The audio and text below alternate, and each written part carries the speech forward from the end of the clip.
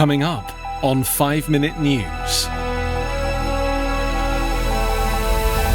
US, UK and Canada say Russia is hacking virus vaccine trials. US Secretary of State rewrites human rights definition. And Greta Thunberg, world must tear up old contracts to save climate. It's Friday, July 17. I'm Anthony Davis.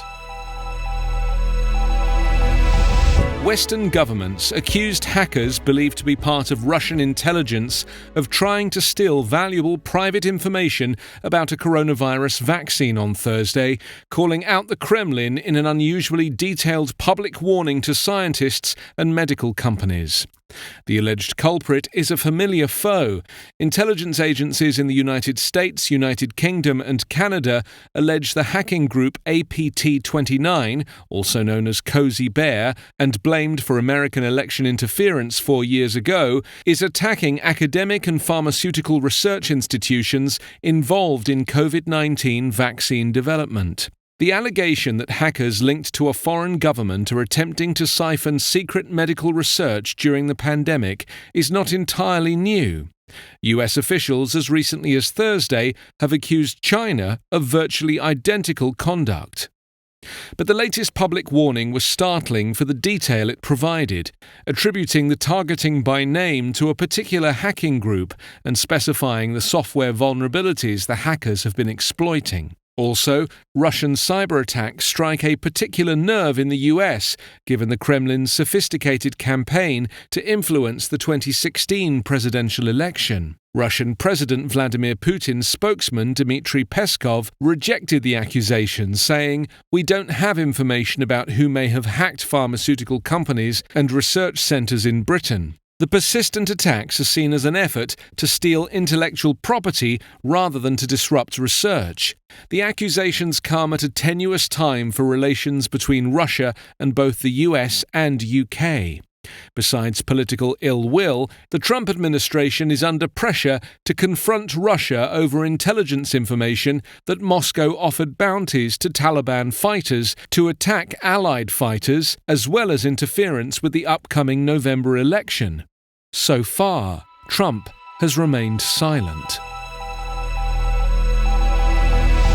US Secretary of State Mike Pompeo has sought to redefine the US approach to human rights by giving preference to private property and religious freedom as the foremost unalienable rights laid down by America's founding fathers. Pompeo, launching a draft report by a commission on unalienable rights he established a year ago, also claimed that a proliferation of human rights asserted by different US and international institutions had the effect of diluting those rights he viewed as the most important. Many are worth defending in light of our founding, others aren't, Pompeo said at a launch ceremony in Philadelphia. He did not specify which rights he thought were superfluous, but the State Department during his tenure has been aggressive in opposing references to reproductive and gender rights in UN and other multilateral documents. The State Department's presentation was quickly criticized by human rights activists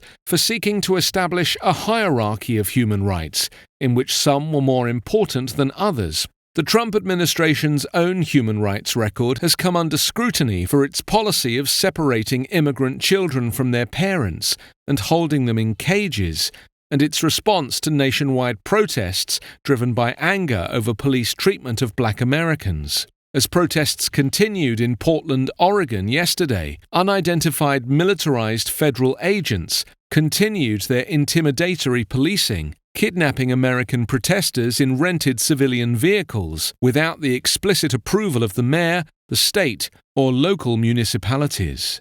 Pompeo acknowledged historical US failings, including slavery and the dispossession of Native Americans, but he argued that those wrongs had been remedied and was scornful of those who argued that they represented enduring flaws.